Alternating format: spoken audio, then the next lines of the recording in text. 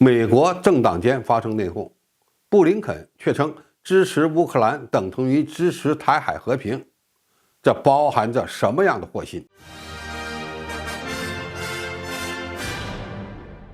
观众朋友，大家好，我是付天爽。众所周知，美国因为提供武器给乌克兰以抵抗俄军，间接导致了对台军售延迟交货的情况。近日，美国共和党参议员霍利致函美国国务卿布林肯，强调台湾地区比乌克兰重要，美方应优先向台军交付武器。霍利称，美国人应清醒地认识到，就美国国家的利益而言，台湾岛比乌克兰更加重要。如中国完成统一，将继续迈进主宰印太地区的道路，这将严重威胁到美国的国家安全、经济安全以及海上自由。对此，布林肯反驳称，他无法谈论任何有关武器系统的议题，但国际社会对乌克兰的大力支持将影响中国如何处理台湾问题的计划，并重申美方重视台海和平与稳定。美方对乌克兰的坚定支持反而有助于达成该目标。布林肯认为，中国正在仔细关注乌克兰当地发生的一切情况，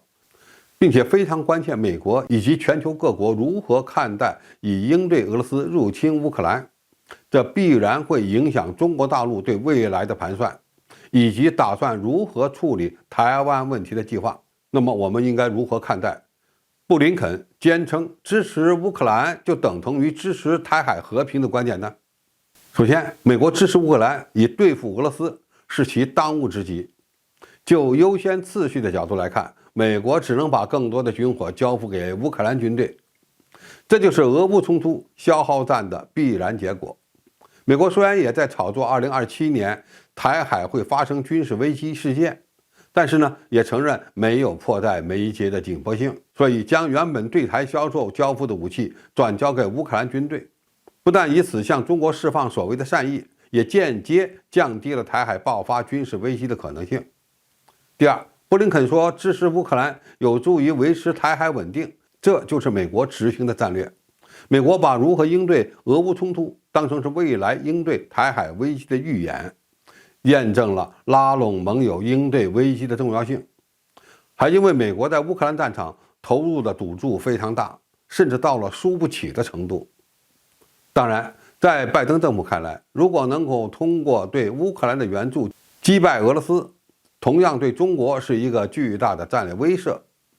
拜登政府同时应对台海危机和乌克兰危机，原本是个死结，优先对付俄罗斯看起来是美国当前的政策，但布林肯的言论实际上是在混淆视听。台海危机从本质上讲，与乌克兰危机有着根本的不同。何况解放军的实力与俄罗斯军队也没法比，而且台湾还是一个孤岛，拿两者类比完全是美国人的一种自娱自乐。第三，美国武装台湾地区并不能阻止中国的统一。随着中国军力的强大，美国再想通过武力干涉台海已经不现实。增大对台军售唯一的作用，无非是想增加解放军武统的代价。所以，就算对台军售对美国维持霸权很重要，中国的统一也是美国无法阻止的。美国不得不面对这个现实。中美竞争的最重要方向是经济发展和高科技产业，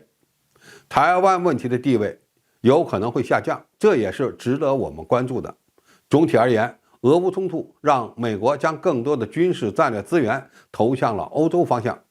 这在一定程度上给台独分子泄了气，但是这并不能证明美国会放弃干涉台海事务，只不过其干涉的办法和步骤变了。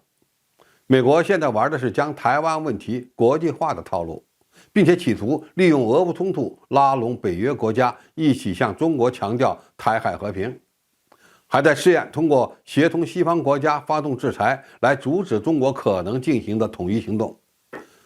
对美国人的这种阴谋，我们只需要按部就班，做好军事准备，同时要在核心产业链上加速发展和提升能力，以降低被卡脖子的可能。